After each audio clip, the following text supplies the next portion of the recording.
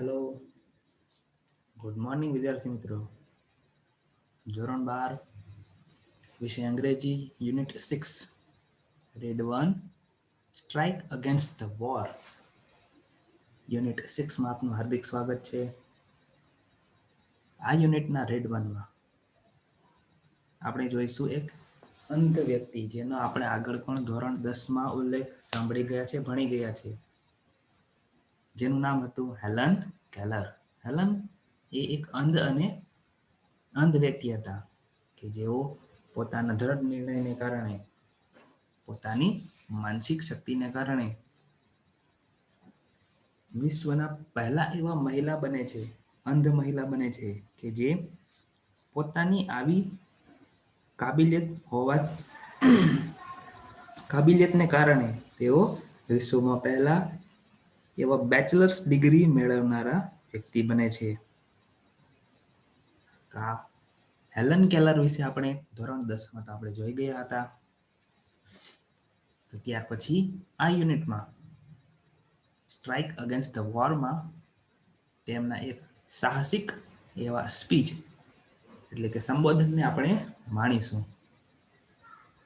તો જોઈએ રીડ 1 જેનું નામ છે strike against the war. Strike એટલે કે સામનો કરવો, વિરોધ કરવો. ત્યાર પછી અગેન્સ્ટ એટલે કે ની સામે, વોર એટલે કે લડાઈ, લડાઈની સામે શું કરવું? સ્ટ્રાઇક એટલે કે હડતાલ કરવી. લડાઈ યુદ્ધની જે પરિણામ આવતો હોય એવા વ્યક્તિઓ, એવા કાર્યો સામે શું કરવું? સ્ટ્રાઇક કરવી એટલે કે હડતાલ કરવી. યુનિટની સમજૂતી જોતા પહેલા આપણે જોઈ લઈએ ગ્લોસરી. તો ગ્લોસરી જે આ મુજબ છે.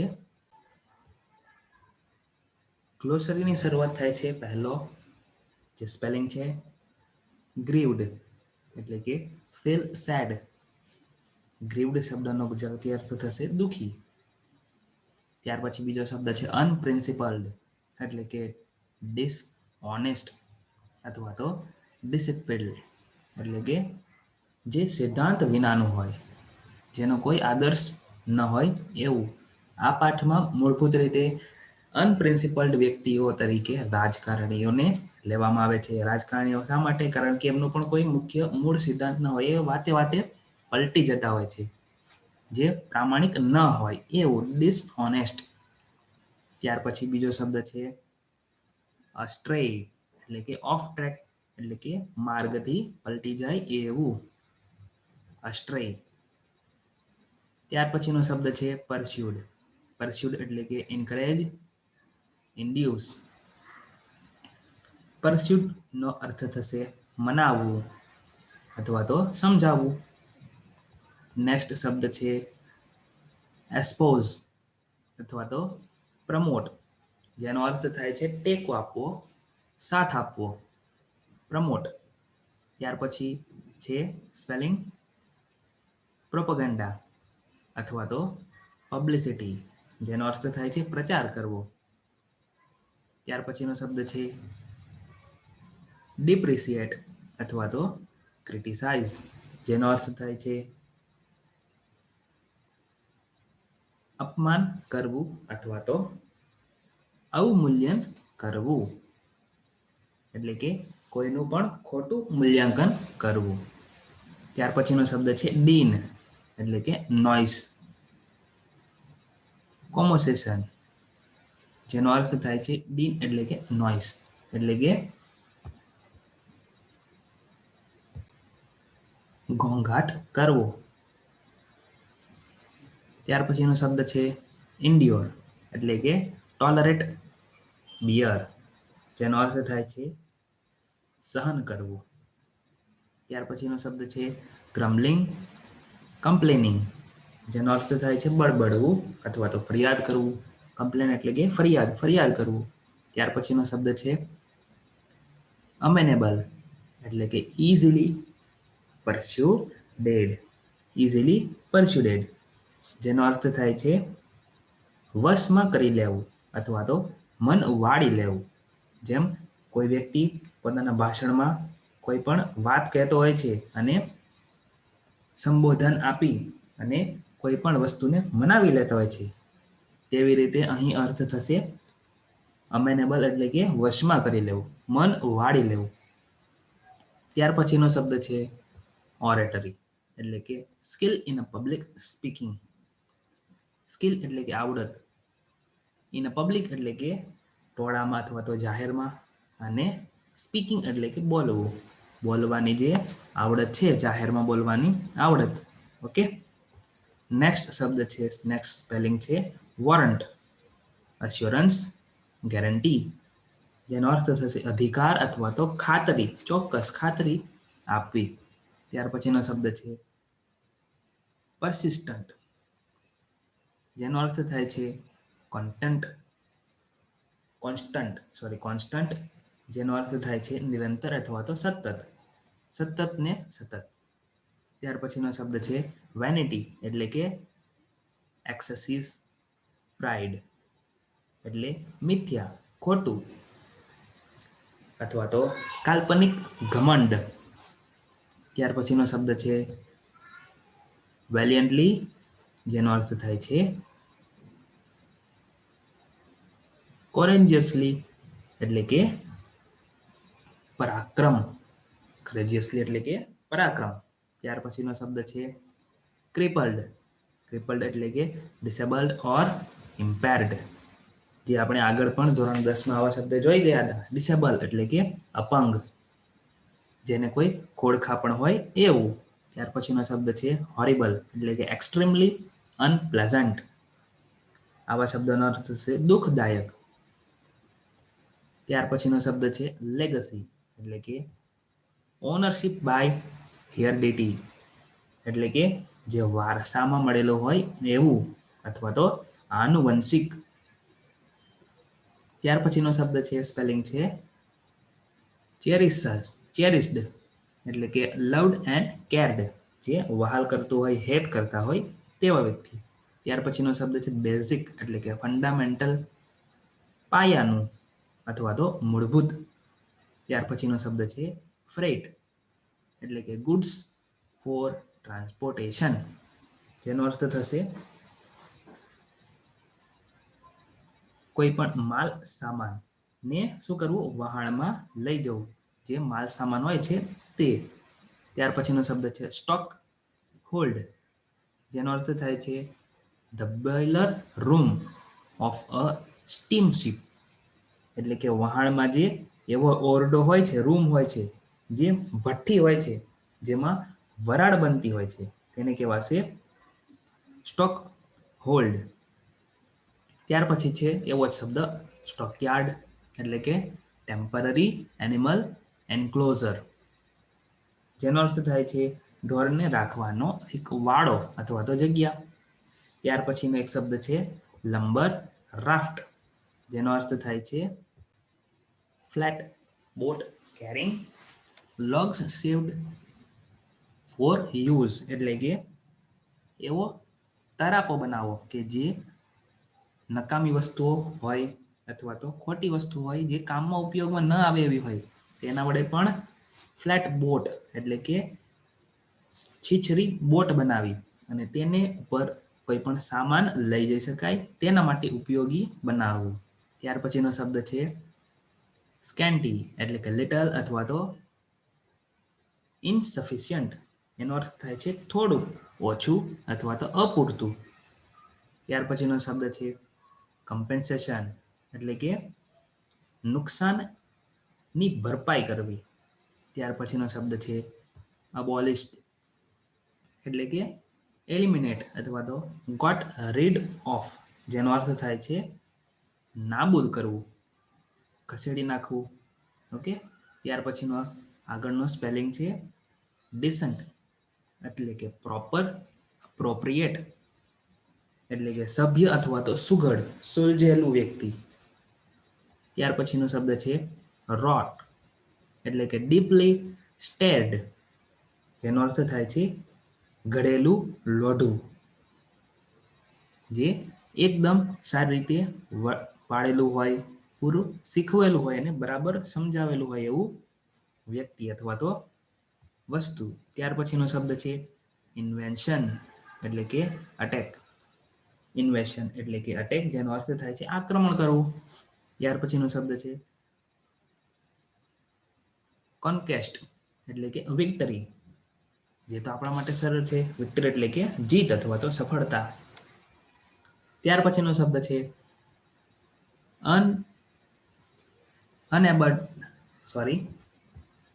અનબેટેડ એટલે કે પરસિસ્ટન્ટ અથવા તો કોન્સ્ટન્ટ, જેનો અર્થ થશે પૂરજોરથી અથવા તો નિરંતર, સતત, જે આગળ પણ આવી ગયો હતો શબ્દ. ત્યાર પછી એના જેવો શબ્દ છે વિગોર એટલે કે વેટાલિટી અથવા તો ફોર્સ. એગસી, જેનો અર્થ થાય છે ઉત્સાહથી, જોરથી. ત્યાર પછી છેલ્લો સ્પેલિંગ છે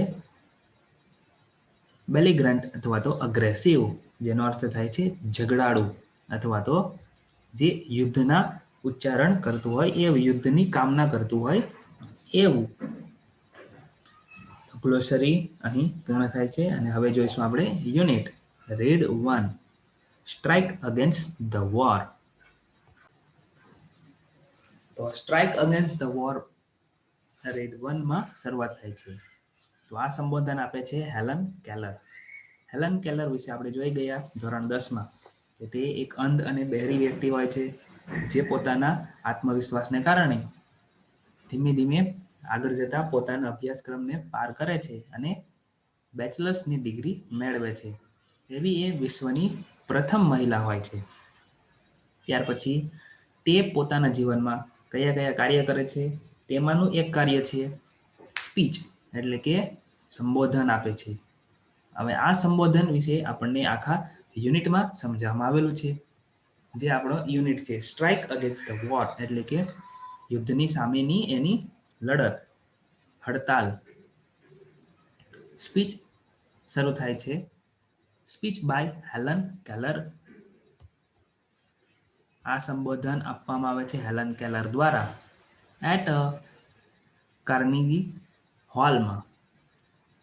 જે કાર્નેગી હોલ છે તે હોલ ન્યુયોર્ક સિટીમાં આવેલ છે અને તે 5 જાન્યુઆરી 1916માં આ જે સંબોધન છે તે આપવામાં આવે છે. તો સ્પીચની શરૂઆત થાય છે ટુ બિગિન વિથ એટલે કે શરૂઆતની સાથે.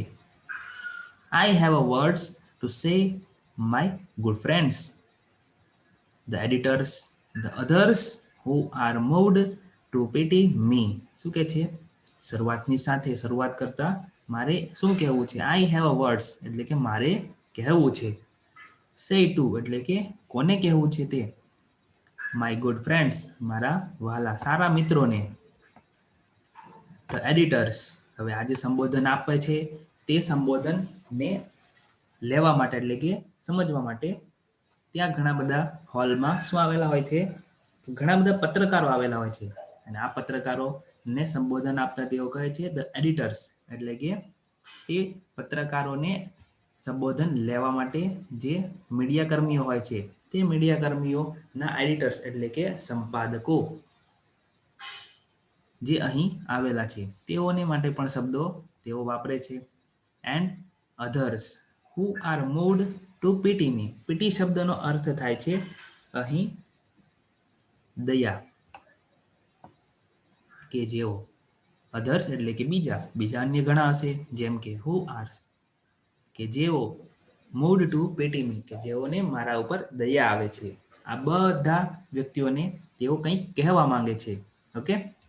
Some people are grieved because they imagine I am in the hand of unprincipled person who pursued me to adopt unpopular causes and make me the mouthpiece of their propaganda. આખા વાક્યની શરૂઆતનો ભાગ પાડી લઈએ તો પહેલો જે લાઈન છે કે સમ પીપલ આર ગ્રીવડ એટલે કે કેટલાક લોકો અહીં કેવા છે? દુઃખી છે. બીકોઝ they are imagine કારણ કે તેઓ એવું અનુમાન લગાવે છે, એવું વિચાર કરે છે. શું વિચાર કરે છે? I am in the hand of unprincipled person. હું કેટલાક એવા લોકોના હાથમાં છું એટલે કે એવા લોકોના તાબા હેઠળ છું. હવે એવા કેવા લોકો? અનપ્રિન્સિપાલ્ડ એટલે કે સિદ્ધાંત વિનાના, અથવા તો અહીં આપણે યુનિટમાં એ પર્ટિક્યુલર શબ્દનો અર્થ રાજકારણીઓ વિશે કહેવા માંગે છે કે એવા રાજકારણીઓના તાબા હેઠળ છે કે જેઓ શું કરે છે? Who pursued me to adopt unpopular causes, કે જે કોઈ કારણ વિનાના, જેનું કોઈ સત્ય ઘટના સાથે લેવા દેવાનું ન હોય, એવા કેટલાક કોઝિસ એટલે કે કારણો સાથે મને સંબોધે છે, મને એવું સમજાવે છે, મનાવવા માંગે છે.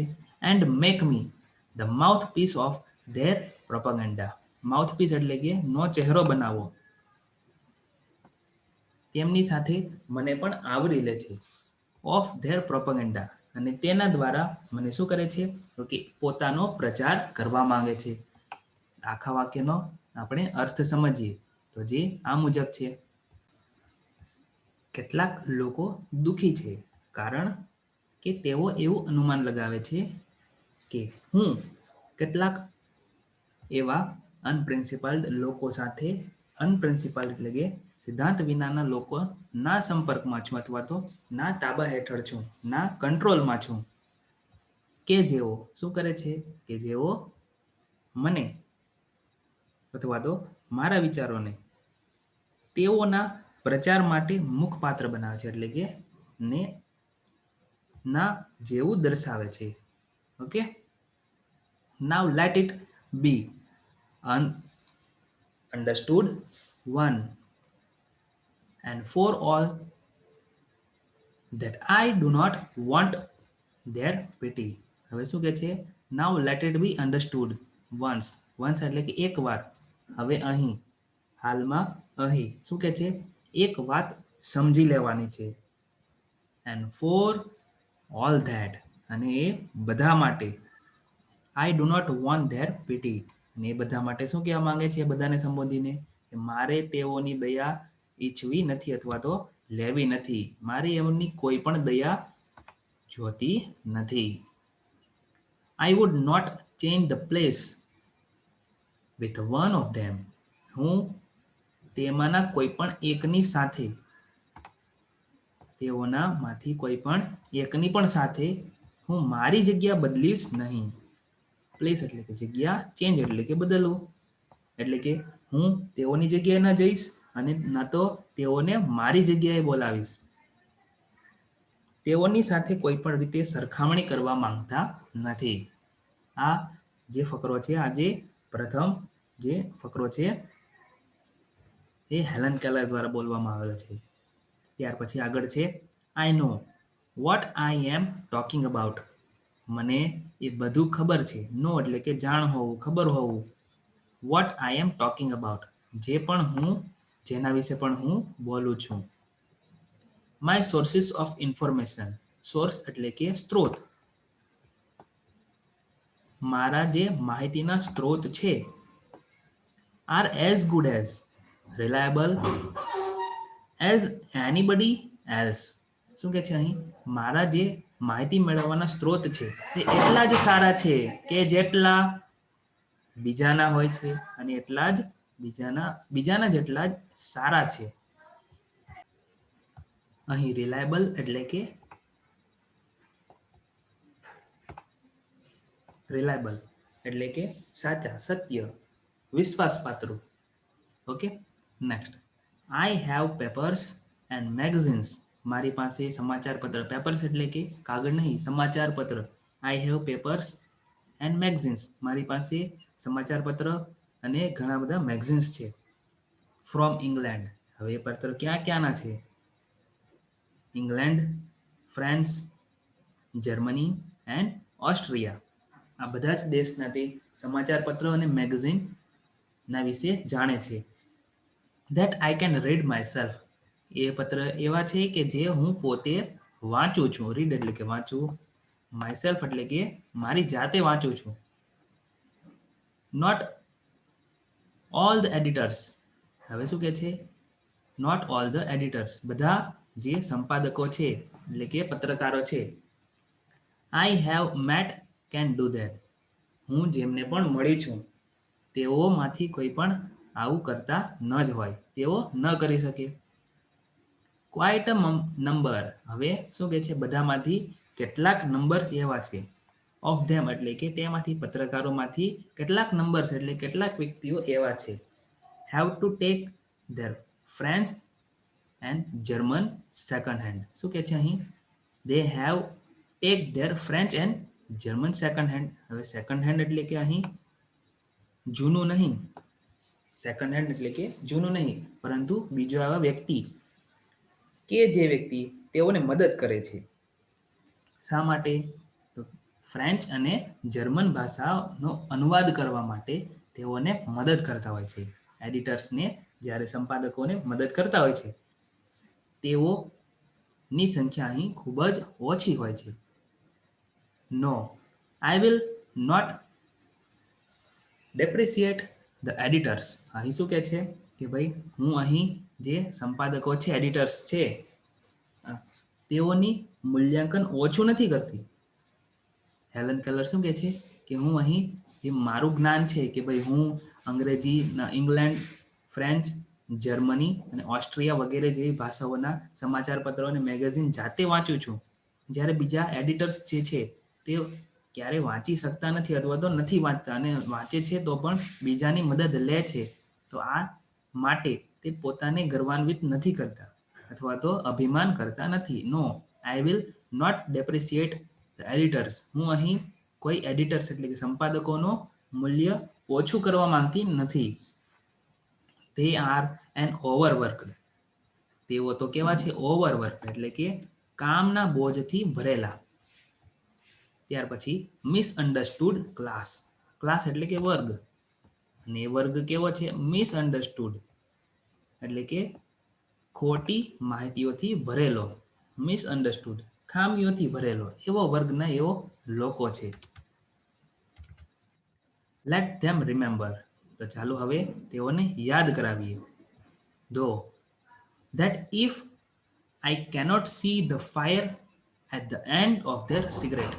અહીં કહેવતના સ્વરૂપે એવું સમજવા માંગે છે કે જો આઈ એટલે કે હું, હેલન કેલર કહે છે કે હું કેનોટ સી ધ ફાયર એટલે કે શું કહે છે કે તેઓ જ્યારે સિગરેટ સળગાવે છે, ધેર સિગરેટ સળગાવતી વખતે અંતના ભાગમાં જ્યારે તેઓ ફાયર એટલે કે આગ લગાવે છે, આ આગ જો આઈ કેનોટ સી એટલે કે જો હું નથી જોઈ શકતી. હવે હેલન કેલર તો અંધ વ્યક્તિ છે, તો સ્વાભાવિક છે જોઈ નથી શકવાના. Neither can they thread a needle in the dark. હવે તો શું કહે છે કે જો હું તેઓની સળગાવેલી સિગરેટનો આગ જો હું જોઈ નથી શકતી તો નાઇધર એટલે કે તેઓ પણ એવું નહીં કરી શકે. શું નહીં કરી શકે? Thread a needle in a dark એટલે કે અંધારામાં. ડાર્ક એટલે કે અંધારું. અંધારામાં થ્રેડ એટલે કે દોરો. અ નીડલ એટલે કે સોય. સોયમાં તેઓ અંધારામાં દોરો ન પુરવી શકે. હવે શું કહે છે કે અંધ સમાજ એટલે કે અંધારામાં રહેલા સમાજમાં બંનેની સ્થિતિ હવે સરખી હોય છે. તેઓ આ હેલન કેલર બધા પત્રકારોને સમજાવવાનો પ્રયત્ન કરે છે કે જો હું અંધ વ્યક્તિ છું તો હું તમારી સિગરેટની આગ જોઈ શકતી નથી, તો તમે પણ અંધારામાં થ્રેડ એટલે કે દોરા સાથે દોરાને સોયમાં પરોવી શકતા નથી. ત્યાર પછી ઓલ આઈ આસ્ક. હવે મારે એટલું જ કહેવું છે. જેન્ટલમેન એટલે કે વ્યક્તિઓ શું કહે છે? In a fair field. એવું સારું મેદાન. And no favours. શું કહે છે? ઓલ આઈ આસ્ક એટલે કે મારે એટલું જ પૂછવું છે અથવા તો કહેવું છે કે ઇઝ અ ફેર ફિલ્ડ એટલે કે બધાને કેવું આપવું જોઈએ? યોગ્ય ક્ષેત્ર, સારું એવું યોગ્ય ક્ષેત્ર અથવા તો મેદાન આપવું જોઈએ કે તમારે પણ લડવું હોય અને મારે પણ લડવું હોય તો બંનેના પક્ષમાં સરખો ન્યાય હોવો જોઈએ. એન્ડ નો ફેવર એટલે કે કોઈ પણ તરફેણમાં ન હોવું જોઈએ.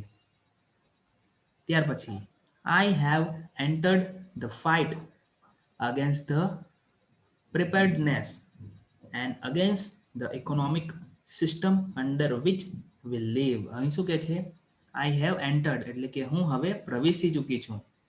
હેલન કેલર વિશે કહે છે પોતાની જાતને કે હું હવે એક સ્થિતિમાં પ્રવેશી ચૂકી છું. ધ ફાઇટ જે સ્થિતિ યુદ્ધની છે એટલે કે લડાઈ લડવાની છે. અગેન્સ્ટ કોની સામે? અગેન્સ્ટ એટલે કે ની સામે. હવે કોની સામે લડવાની છે? પ્રિપેર્ડનેસ એટલે કે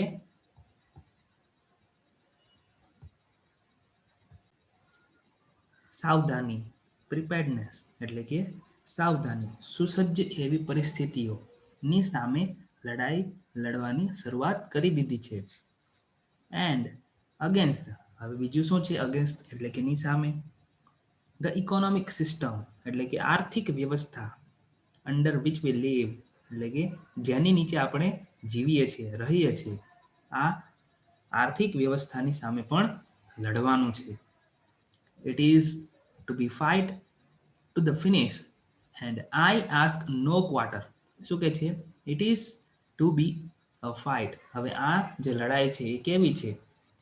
To the finish એટલે કે અંત સુધીની છે. કેવી છે? To the finish એટલે કે અંત સુધીની છે. And I ask no quarter.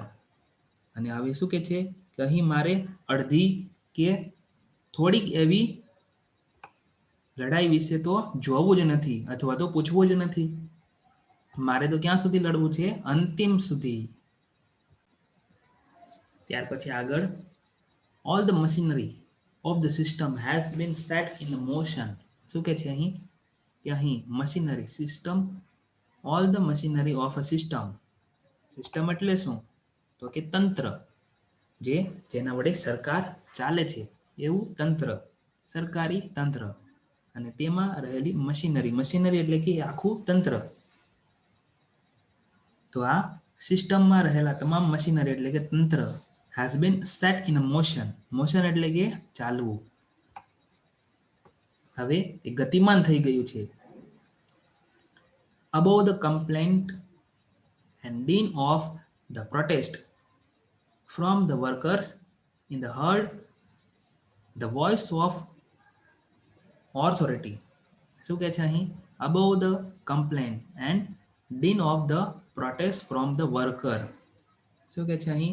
કે જ્યારે કર્મચારીઓની ફરિયાદ હોય, કોઈ પણ એને વિરોધ કરવો હોય, તો તેના ઉપરના અધિકારીનો અવાજ જ માત્ર સંભળાતો હોય છે. ક્યારેય પણ વર્કર્સનો અવાજ સંભળાતો હોતો નથી. હવે ઉપરી અધિકારી એટલે અહીં શું? ઓથોરિટી વિશે કહેવા માંગે છે કે વોઇસ ઓફ ઓથોરિટી એટલે કે જેના હાથમાં સત્તા હોય છે એવા રાજકારણીઓના સંબોધનમાં તેઓ કહે છે કે ક્યારેય પણ વર્કર્સનો ફરિયાદ કે સંબોધન ક્યારેય પણ અવાજ આવતો હોતો નથી. અવાજ માત્ર કોનો સંભળાતો હોય છે? તો કે જેના હાથમાં સત્તા હોય છે એઓનો. નેક્સ્ટ આગળ friends. Friends it says fellow workmen, patriots, your country is in a danger. શું કહે છે અહીં? Friends it says. it અહીં સંબોધન કોનું છે? it says એટલે કે તે કહે છે. અને તે એટલે કોણ? તો કે રાજકારણીઓ અથવા તો સરકારી તંત્ર. સરકારી તંત્ર એવું કહેવા માંગે છે અથવા તો કહે છે કે મિત્રો, ફ્રેન્ડ્સ, ફેલો વર્કમેન એટલે કે કાર્યકર્તા અથવા તો કર્મચારીઓ, પેટ્રિયોટ્સ એટલે કે દેશભક્તો, અને બધાને શું કહેવા માંગે છે? Your country is in a danger. તમારો દેશ હવે જોખમમાં છે, ખતરામાં છે એવું તેઓ કહે છે. ત્યાર પછી આગળનો ફકરો પણ તેમના જ સંબોધન હેઠળ છે. એટલે કે રાજકારણીઓ જે રીતે વાત કરે છે, વર્તન કરે છે, તેમનું સંબોધન આપતા નીચે પ્રમાણે દર્શાવે છે. તો જોઈએ આગળ. There are foes on all the sides of us. શું કહે છે અહીં? There are foes on all the side of us એટલે કે અહીં આપણી બધી બાજુએ. ફોઈસ એટલે કે દુશ્મન. બધી બાજુએ કોણ છે? તો કે દુશ્મન છે. ફોઈસ એટલે કે દુશ્મનો.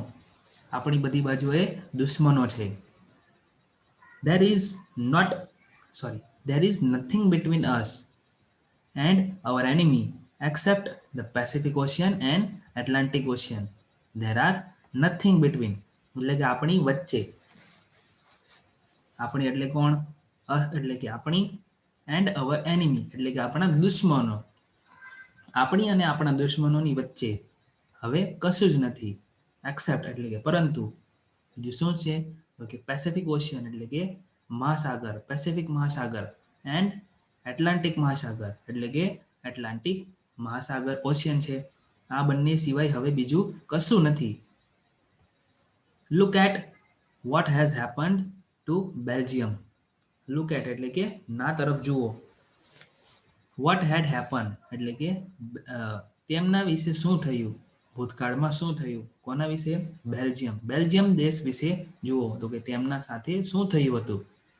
Consider the faith of Serbia. Serbia જે દેશ છે તેનો સાથે પણ ભૂલશો નહીં. એટલે કે યાદ રાખજો. કન્સિડર એટલે કે યાદ રાખજો એ સર્બિયા દેશ સાથે પણ કેવા નિર્માતાઓ થઈ ગયા છે. Will you મર્મર.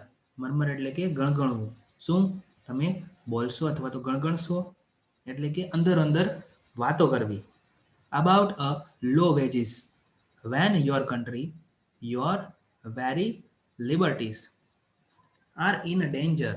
શું કે છે અહીં? શું હવે તમે મણમણશો એટલે કે અંદર અંદર વાતો કરશો? અબાઉટ અ લો વેજીસ એટલે કે ઓછો પગાર છે. વેન યોર કન્ટ્રી એટલે કે જ્યારે તમારો દેશ, યોર વેરી લિબર્ટીઝ એટલે કે તમારું જે વર્તન છે, તમારો દેશ છે, તમારી ભાષા છે ની સ્વતંત્રતા, આર ઇન ડેન્જર એટલે કે ખતરામાં છે. યોર વેરી લિબર્ટી તમારી સ્વતંત્રતા કેવી છે? ખતરામાં છે. What are the miseries you induce compared to the humiliation of having a victorious German army sail up the East River. હવે આ વાક્યમાં શું કહેવા માંગે છે? What are the miseries you endure compared એટલે કે what are the miseries એટલે કે મુસીબતો. મિસરીસ એટલે કે મુસીબતો. તમને જે મુસીબતો થઈ રહી છે અથવા તો થશે. યુ endure compared જેની તમે કમ્પેરિઝન એટલે કે સરખામણી કરશો. તો તમને જે મુસીબતો થઈ છે, જે તમારે સહન કરવું પડ્યું છે, endure એટલે કે તમારે જે મુસીબતો સહન કરવી પડી છે. ટુ ધ હવે તેની સરખામણી કોની સાથે કરે છે? આ જે મુસીબતોની સરખામણી છે એ humiliation of the having victorious German army એટલે કે જર્મન આર્મી જે સૈન્ય છે તેણે વિતાવેલા જે દુષ્કર્મો છે તેના દુઃખો સાથે તમે સરખામણી કરશો કે જે સેલ અપ એટલે કે આવી રહી છે up to the East river. East river એટલે કે પૂર્વની નદી, એટલે એનું નામ જ, નદીનું નામ જ ઈસ્ટ રિવર છે, જે પૂર્વ દિશાની, પૂર્વમાં તો એવું કંઈ નથી, પણ ઈસ્ટ રિવર એનું નામ જ છે કે જે અમેરિકામાં ઈસ્ટ રિવર નદી છે, જે ઈસ્ટ રિવર જર્મન આર્મી આવી ગઈ છે. ત્યાર પછી quiet your grumbling, get busy and prepared to defend your fireside and your flag. શું કહે છે અહીં? ક્વાઇટ એટલે કે ચૂપ થઈ જાઓ, શાંત થઈ જાઓ. યોર ગ્રમ્બલિંગ એટલે કે બબડવું. તમારો જે ઘોંઘાટ છે, બબડવાનું છે, હવે બંધ કરી દો, ભૂલી જાઓ એને. ગેટ બિઝી એટલે કે હવે તૈયાર થઈ જાઓ, વ્યસ્ત થઈ જાઓ. શેમાં? એન્ડ પ્રિપેર ટુ ડિફેન્ડ એટલે કે હવે પ્રત્યુત્તર આપવાનો છે, તેના માટે તૈયાર થઈ જાઓ. Your fire sides and your flag તમારા ધ્વજ નીચે તમારે હથિયારો તૈયાર કરવાના છે, અગ્નિશામકો તમારા ધ્વજ નીચે તમારે બેસવા માટે હવે તૈયાર થઈ જાઓ, એવું કહેવા માંગે છે. ગેટ એન આર્મી હવે તૈયાર કરો. શું તૈયાર કરો? આર્મી એટલે કે સૈન્ય તૈયાર કરો. Get a navy. નેવી એટલે કે તમને ખબર જ છે જે પ્રમાણે નેવી એટલે કે બોટમાં જે યુદ્ધ કરે છે, જે પાણીમાં યુદ્ધ કરવા માટે જે સૈન્ય બળ હોય છે એને કહેવાશે નેવી. નૌકા દળ. Be ready. હવે તૈયાર થઈ જાઓ. To meet the invader like the loyal hard free man you are. શું કહે છે અહીં? હવે તમે તૈયાર થઈ જાઓ. સૈનિકો તરીકે તૈયાર થઈ જાઓ. નૌકાદળ તરીકે તૈયાર થઈ જાઓ. તમે જે વફાદાર હૃદયના ફ્રી મેન એટલે કે મુક્ત માણસો છો તેવા હવે તમે તૈયાર થઈ જાઓ. આ જે ફકરો છે, આ જે પ્રેઝન્ટેશન છે, આ બોલવામાં આવે છે કોના દ્વારા? હેલન કેલરના યુનિટમાં. જે આપણે રાજકારણીઓ વિશે વાત કરી હતી, આ રાજકારણીઓ આવી રીતે સંબોધન આપી અને તેઓ પોતાના દેશના જે મહેનતુ વ્યક્તિઓ છે, જે રોજગાર મેળવવા માટે રોજ કાર્ય કરતા હોય છે, તેઓને સંબોધીને વાતો કહેતા હોય છે, એવું હેલન કેલરનું કહેવું છે. તો આ સુધી વાક્ય હતા જે રાજકારણીઓ સંબોધે છે વ્યક્તિઓને પોતાના પ્રચારમાં. તો તે હતા અહીં સુધીના વાક્યો. ત્યાર પછી હવે બોલવામાં આવશે હેલન કેલર દ્વારા. અને તે શું કહે છે? હેલન કેલર કહે છે, will the workers walk into this trap? Trap એટલે કે જાળ. આ જે માયાજાળ છે તેમાં શું વર્કરો પુરાઈ જશે એટલે કે આવી જશે? વર્કર એટલે કે કામદારો. શું કામદારો જે રાજકારણીઓના જે સંબોધનમાં જે માયાજાળ ફેલાવેલું હતું તેમાં ફસાઈ જશે? will they be fooled again?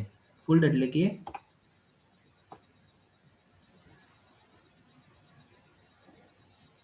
ભરમાઈ જવું. will they be fooled again? શું તેઓ ફરીથી ભરમાઈ જશે, ફસાઈ જશે? I am afraid so. તેથી મને ભય લાગે છે. The people have always been amenable to oratory of this sort. શું કહે છે અહીં? The people have always been amenable એટલે કે લોકો, people have always been એટલે કે હંમેશા માની જતા હોય છે. amenable એટલે કે મનાવી લેવું. લોકો હંમેશા માની જતા હોય છે, સમજી જતા હોય છે. ટુ ઓરેટરી એટલે કે આવડત, એવી બોલવાની, જાહેરાત કરવાની એવી આવડતને કારણે તેઓ હંમેશા માની જતા હોય છે. The workers know they have no enemy except their masters. કામદારોને જાણ હોય છે અથવા તો ખબર હોય છે. They have no enemy. તેઓને કોઈ પણ દુશ્મન હોતો નથી. Except એટલે કે વિના. કોના વિના? તો કે their masters એટલે કે તેઓના જે ઉપાયુક્ત અધિકારીઓ હોય છે એટલે કે ઉપરના અધિકારીઓ, તેઓના સિવાય તેઓના કોઈ પણ દુશ્મન હોતા નથી. તેઓ ખબર હોય છે, કામદારોને હંમેશા ખબર હોય છે, જાણ હોય છે. They knows that their citizenship papers are no warrant for the safety of their wives and children. અહીં શું કહેવા માંગે છે? They knows તેઓને ખબર હોય છે, તેઓને જાણવું હોય છે અથવા તો જાણ હોય છે that their citizenship papers તેઓના નાગરિકત્વના જે પેપર્સ એટલે કે કાગળો છે અથવા તો સબૂતો છે, જેમ આપણા પાસે સિટીઝનશીપ આધાર કાર્ડ હોય છે તેવી રીતે અમેરિકાના જે પેપર્સ હોય છે, સિટીઝનશીપ પેપર, આર નો વોરંટ એટલે કે તેઓની પાસે જે પણ પેપર છે તે ખાતરી આપતા નથી. વોરંટ એટલે કે જે ખાતરી આપતા નથી. ફોર ધ સેફટી એટલે કે સલામતી. ઓફ ધેર વાઇફ્સ એટલે કે ના પત્ની, એન્ડ ચિલ્ડ્રન એટલે કે બાળકો. તેઓના પત્ની અને બાળકોની સલામતીની કોઈ પણ ખાતરી આપતા નથી.